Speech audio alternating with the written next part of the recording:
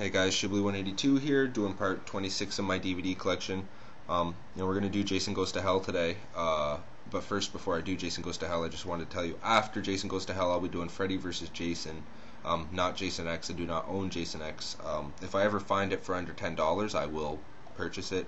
But I just can't force myself to pay more than that. It's not one of my favorite movies. It is my least favorite in the Friday the 13th series. I don't like seeing serial killers in space. No offense to any of you guys out there that like Jason X. It's not that I'm not going to review it, it's that I can't review it at this time. If I ever do find it for under $10 when I pick it up, I promise I will do a review of it then. But until then, I'm just going to do Jason Goes to Hell, Freddy vs. Jason, and then the remake, and move on to a new franchise or something. Nightmare on Elm Street, Halloween. I'll finish my Halloween movies maybe. Or maybe even move on to some other stuff that I have. So yeah. Jason Goes to Hell came out in 1993, directed by Adam Marcus, I believe, and written by Dean Lorre. I hope I pronounced his name right. Stars Kane Hodder once again as Jason, and the movie starts off with this female in Crystal Lake, and you don't find out how Jason's back at Crystal Lake either, because at the end of Jason Takes Manhattan, Jason was in Manhattan, and he was, destroyed by that toxic waste or whatever that turned him back into a child. And you never do find out how he became full-grown Jason again and got back to Crystal Lake. So that was one of my first problems with this movie. So yeah, anyway, this girl, she's going to have a shower or whatever, and the light blows, and she has to go get a new light bulb. And don't ask me how Crystal Lake has light bulbs just out in the freaking garage or whatever that still work. But anyway, she gets one, and she goes up to the bathroom. She goes to change the light bulb. Jason ends up attacking her, swinging his machete at her, making her fall over a railing and landing on a table.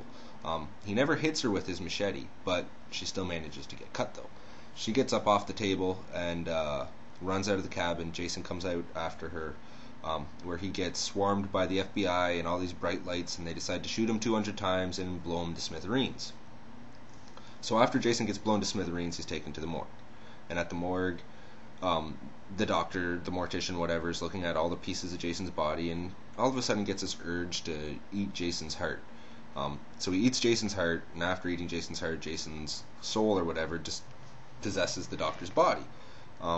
This is pretty much the premise of the story. You got this little demon snake thing traveling from Jason's mouth into whoever's body he's trying to possess his mouth.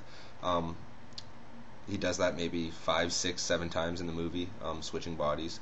The gore and stuff is great in this movie. Other than that, though, it's not that great. You got these characters out of nowhere, like Creighton Duke, who seems to know absolutely everything about Jason, how to kill him. The only way to supposedly kill him is a family member, a Voorhees family member, and Creighton Duke informs everybody that Jason Voorhees had a sister. And that's another thing that kind of got under my skin, because if you go back to the original film, and correct me if I'm wrong, guys, but I believe you hear Mrs. Voorhees say Jason was her only child.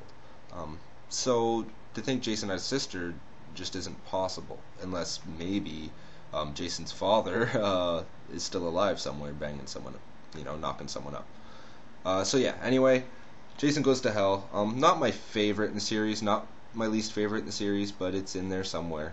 Like I said, my least favorite has to be Jason X. Can't stand it whatsoever. Just like I said, some of the kills are good, but this one, decent kills, some sweet ass gore. Plot's a little weak. Characters are a little weak.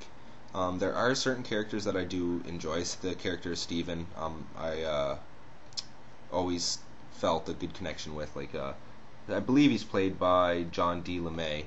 But yeah, Steven. I always liked that character. Thought he was cool. He takes a ass kicking throughout this whole movie, and for him to survive, I always thought was really cool. Sorry if you haven't seen it, I kind of spoiled something there for you, but yeah. So Jason has a sister. Jason's transporting bodies.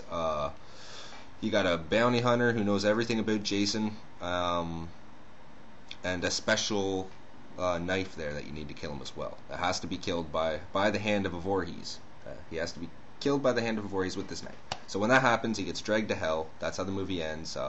After Jason gets dragged to hell, his mask gets pulled down by the glove of Freddy Krueger. And that's pretty much all I really have to say about this movie. Like I said, I do enjoy it once in a while. I haven't watched it half as much as I've watched all the Friday the 13th movies. Like, I've probably seen this Jason Goes to Hell maybe 5 to 7, 10 at the most times. With every other Friday the 13th movie, other than Jason X and the remake, because the remake I've only seen 4 or 5 times right now. I've seen every other film maybe 50 times, from Friday the 13th, Part 1 right to Part 8, so yeah. Jason Goes to Hell, if you haven't seen it, it's definitely worth a watch if you're a fan of the Friday the 13th series. You may like it, you may not. Everyone has an opinion on this movie. Here's the back. And everyone's opinion seems to be kind of like with Rob Zombie's Halloween there. You know, you got people that love this movie, you got people that hate this movie, and then you got people in the middle that just really don't care for it, you know. But yeah, anyway, there's the disc, Jason Goes to Hell, the little select a scene thing, insert. So yeah, Jason Goes to Hell. I picked it up for like $9 at a pawn shop a while back. Go check it out, guys. I forgot my 3 deaths. I can't believe that. My 3 favorite deaths. So yeah. My third favorite death has to be the chick in the diner. Jason punches her, well, the guy who Jason possessed punches her in the chin and kind of indents it. I always thought that was just awesome. My second favorite death has to be the doctor at the beginning of the movie when he smashes that guy's face into the grate or whatever it is, and just when he pulls his head out it makes that sound. Always love that death as well. And the sex scene when the girl and the guy are screwing and gets the pole stuck through and he rips up. Oh, that's just kick ass gore. Definitely check out the unrated version to get the best of that death. So yeah, I hope I didn't screw this video up too bad, guys. Every single one of you kick ass. Thank you so much for watching. Like I said, I don't have too much information on this film, just a quick little review. It's not a big fan of it, but I do enjoy it. So there you go. Have a great day, and I'll talk to you all later.